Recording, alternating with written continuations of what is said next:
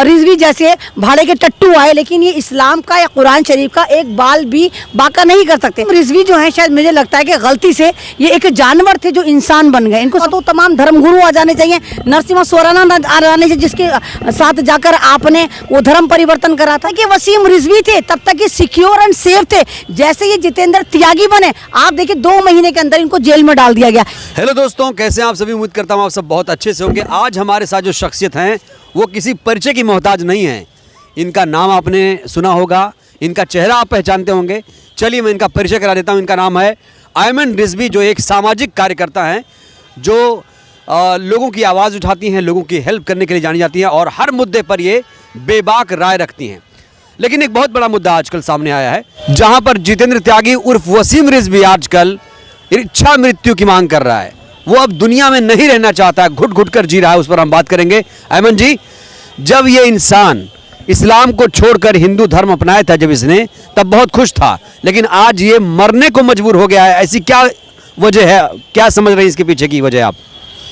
देखिए, इच्छा मृत्यु जो होती है वो बंदा जब मांगता है जब वो उसको कोई ऐसी बीमारी हो जहाँ मेडिकल साइंस में उसका इलाज ना हो और वो सक्षम ना हो कि अपना इलाज करा सके।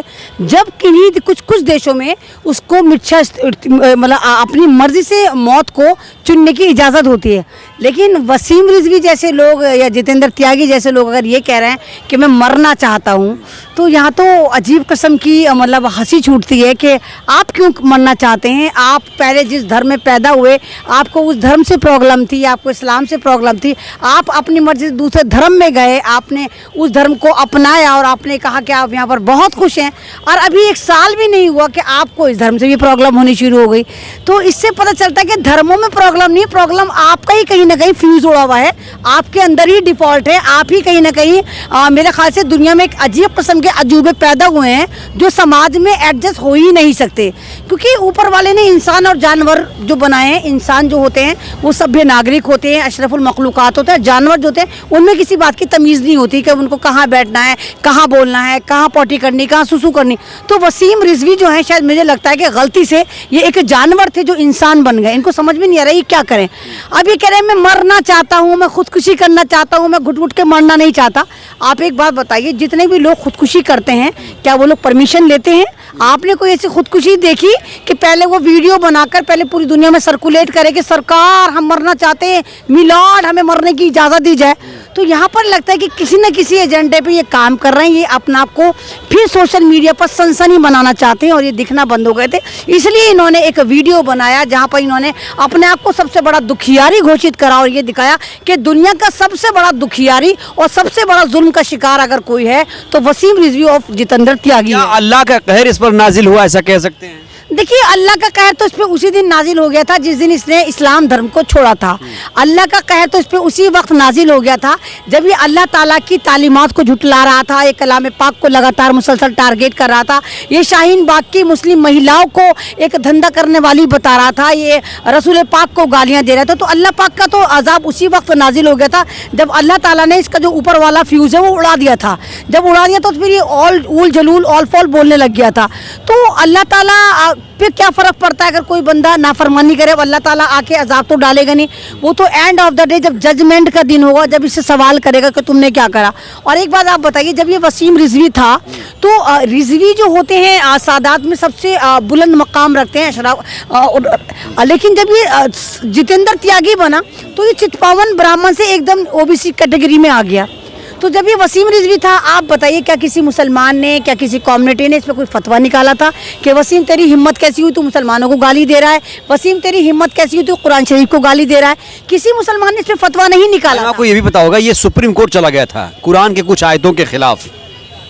नहीं तो कोई सी भी आप सुप्रीम कोर्ट चले जाइए, आप कोई से भी कोर्ट चले जाइए, कुरान शरीफ जब से उतरा है तो क्या आपको लगता है कि आज तक लोगों ने इन 1600-1700 सालों में कोशिश नहीं करी होगी? लेकिन उस किताब की जिम्मेदारी, उस पवित्र किताब की, उस पवित्र ग्रंथ की जो जिम्मेदारी है वो मेरे खुदा ने, मेरे अल्लाह ने ली है कि आप उसमें चाहकर भी एक नुक्ता नहीं बदल सकते।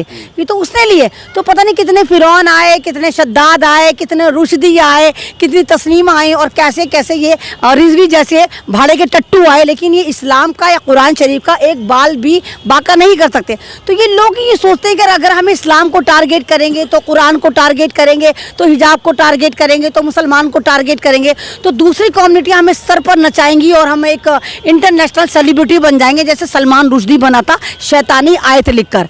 तो सवाल यही होता है कि अब ये वसीम रिजवी वसीम कह रहा है मैं बहुत अकेला हो गया हूँ, मेरे साथ अब कोई नहीं है, मुझे बचा लो, मुझे बचा लो, मुझे लिया तुम मार डालो। देखिए इसकी पोजीशन जो है धोबी का कुत्ता घर का ना घाट का वाली बात हो गई। जिस कम्युनिटी को छोड़कर गया है उस कम्युनिटी ने भी इसको डिसऑन कर दिया, खुद छोड़कर गए। और मुसलमानों पे कोई फ़र्क नहीं पड़ा, इस्लाम पे कोई फ़र्क नहीं पड़ा। कि मैंने बार बार कह रही हूँ कितने फ़िरौन, कितने शद्दाद, कितने नमरूद आए और अल्लाह ताला ने उनको कैसे कैसे गर्क करा, सारी दुनिया ने देखा। तो तुम भी एक मिसाल इबरत हो, तुम्हें भी पता चलना चाहिए कि तुमने कौन कौन सी गलतियाँ करी। और लेकिन तौबा का दरवाज़ा हमेशा खुला रहता है। हो सकता है अगर आप वाकई दिल से तौबा करना चाहते हैं, आपको लगता है कि आपने गलती करी, नहीं एक मिनट, तौबा करेंगे तो फिर क्या इस्लाम उन्हें एक्सेप्ट करेंगे तो कोई दिक्कत नहीं है? नहीं, इस्लाम किसी को एक्सेप्ट नहीं करता। इस्लाम में ना तो आप रोकेंगे ना मैं रोकूंगी। अगर उनका अल्लाह ताला से डायरेक्ट कम्युनिकेशन है, अगर वो वाकई अपने करे पे पछतावे पे शर्मिंदा है कि उनसे गलती हुई, तो अगर वो माफी मांगेंगे तो अल्लाह उनको माफ भी करेगा। अल्लाह की जात तो बहुत बेनियाज है, 70 माओ से ज्यादा प्यार नहीं करता तो है। क्या उन्हें अगर इस्लाम में आएंगे तो कोई आपत्ति नहीं होगी, कोई दिक्कत नहीं होगी, ऐसा कह रही हैं? नहीं तो हमें तो कोई आपत्ति नहीं होगी। लोगों को क्या आपत्ति होगी? अरे भाई लाखों करोड़ों अरबों मुसलमान हैं। मैंने कहा ना, जब ये उल जलूल बयान दे रहे थे तो किस मुसलमान ने, किस कम्युनिटी ने इन पे फतवा निकाला था या इनके सर तन से जुदा को फरमान जारी करा था? ये तो निहायत ही गलीज तरीके से इस्लाम की बेहुरमती कर रहे थे, किसी ने कुछ नहीं कहा। जब तक ये वसीम रिजवी थे तब तक ये सिक्योर एंड सेफ थे। जैसे ये जितेंद्र त्यागी बने, आप देखिए 2 महीने के अंदर इनको जेल में डाल दिया गया। यानी आपने धर्म भी छोड़ा और जिस धर्म के लिए आप गए थे उसी धर्म ने आपको चुग्गा बनाकर जेल में डाल दिया। और आज ड्रामा कर रहे हैं कि मैं अकेला हूं तो मैं मरना चाहता हूं। जनाब, जो मरने वाले बंदे होते हैं ना, वो बताते नहीं है। खुदकुशी करने के बाद पता चलता है यहाँ मर गया, वहाँ मर गया, वहाँ मर गया, वहाँ मर गया। तो ये सिर्फ ड्रामा है। ये अपने आप को हाइप करना चाहते हैं, फिर अपने आप को लाइमलाइट में लाना चाहते हैं, फिर दिखाते हैं कि तमाम जिस कम्युनिटी में ये गए वो कम्युनिटी शायद इनको अटेंशन नहीं दे रही और ये एक अटेंशन सीकर हैं। ये शायद साइकोपैथिक पेशेंट बन चुके हैं। इनको लगता है कि ये हमेशा लाइमलाइट में रहने वाले बंदे थे, अब लाइमलाइट से दूर हो गए। भाई अब इस्लाम को कुछ कह नहीं सकते क्योंकि अब इस्लाम में रहे भी तो फर्क भी क्या पड़ता है? कितने भगवा चिंटू इस्लाम को गालियां देते, किस पे क्या फर्क पड़ता है? लेकिन जब ये वसीम रिजवी थे, जब ये इस्लाम को टारगेट कर रहे थे तो तमाम जो दूसरे धर्म के लोग हैं वो कहते देखो वसीम रिजवी अपने धर्म के बारे में ऐसा करा, तो अब इनको बहुत ज़्यादा लाइमलाइट में रखा जाता।